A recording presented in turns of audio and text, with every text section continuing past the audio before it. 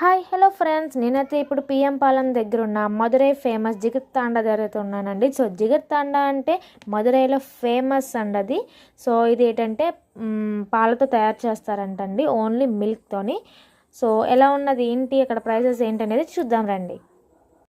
ఈ జిగిర్తాండాలో అయితే మనకి చాలా రకాల ఉందండి. Regular, special and dry fruits అన్నిటితో కలిపి. సో ఇది మనకి లోగో అండి, చూసారు కదా, ఫేమస్ జిగిర్తాండా మదురైలో చాలా బాగుంటుందండి. సో ఆ బ్యాటర్ అయితే ఇదండి. సో ఈ బ్యాటర్లో మనకి నార్మల్ అయితే ఐస్ క్రీమ్ స్కూప్స్ కలుపుతారు.